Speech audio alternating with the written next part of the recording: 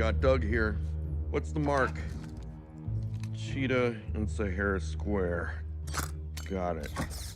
You serious? Yeah. Listen guys, nothing's perfect, and today I'm going to cover 10 plot holes and mistakes in popular Disney cartoon movies. Welcome back to Laffy Tunes, let's get into the video.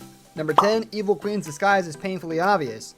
We're willing to give this one some wiggle room simply because Snow White is a film that's powered more by emotion than reason. That being said, why on earth would the Queen disguise herself as the most evil looking witch imaginable? Why not just put her up on a broom and yell trick or treat? Joking aside, the Queen definitely has a transformation down to a science, but her choice of form isn't that well thought out.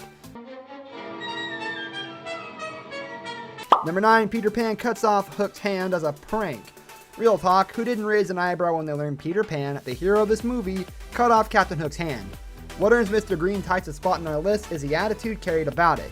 Not only did he cut off Hook's hand and throw it to the Tick-Tock the Croc, but he did it, as Mr. Smee puts it, as a childish prank.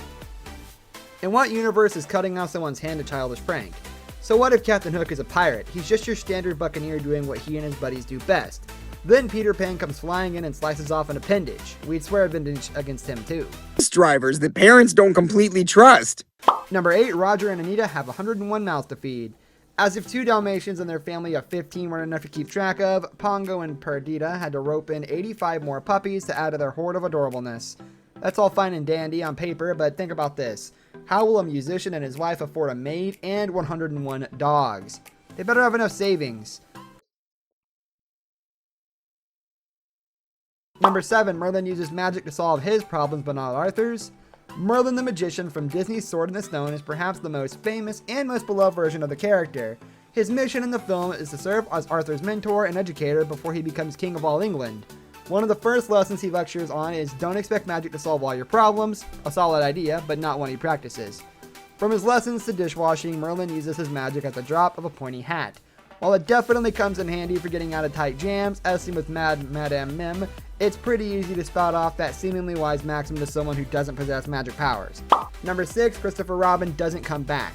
Now we're getting into some dark territory here, and in the 100-acre woods of all places. When one normally thinks of Pooh and pals, the subject of mortality doesn't really come into the conversation, does it? Well, one closer look at the many adventures of Winnie the Pooh makes it that much darker.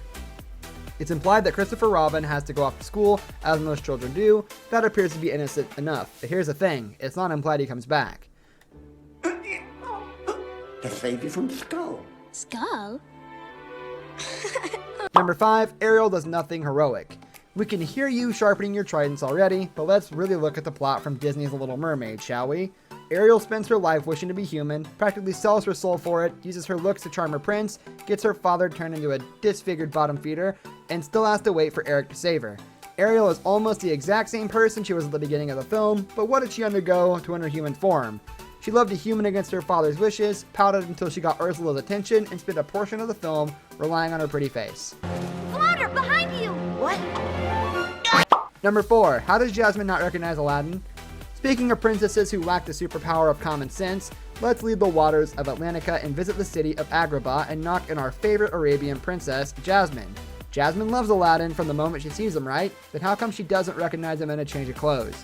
Are a hat and a new suit enough to really disguise a person? And wouldn't she have recognized him the moment he stepped through the palace door with his entire entourage? So, where you from? What does it matter? Number 3, Scar could have killed Simba himself. The Lion King is one of the most incredibly animated films of all time, and not even Jon Favreau's visually impressive remark could create the majesty of this film.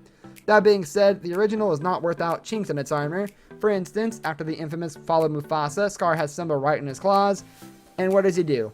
Sick his laughing lackeys on him. Scar could have completely won, no one was around, nobody could have pinned him for the killer. He had to send a hyena to do a lion's job. I'll make it up to you, I promise. How can I prove myself to you? Tell me, anything. Number 2, why doesn't Mufasa tell the truth about Scar?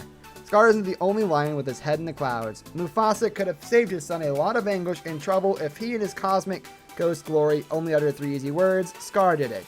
That would have given Simba more strength and resolve than a cryptic pep talk and a bash in the skull from Rafiki.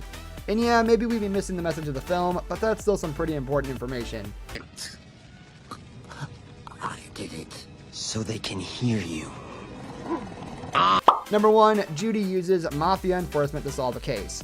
We've talked about this Disney plot hole before, but it's still something blatant we absolutely can't let slide, despite how incredible Zootopia was. Although she's supposed to be the shining moral standard of the film, do you really expect us to ignore the fact she uses mob enforcers to get information out of Duke Weaselton? This more than likely goes against so many ZPD regulations, it would make Chief Bogo's head spin. As if working with a sly con man like Nick wasn't enough to put her credibility in jeopardy, she got ties to Don Vito of Tundra Town. What's that old saying about the road paved with good intentions? Wasn't lying. This brings us to the end of our video. I hope you enjoyed it. Hit like if you did, and don't forget to subscribe to our channel so you don't miss out on any of our videos in the future. I'll catch you next time. Goodbye.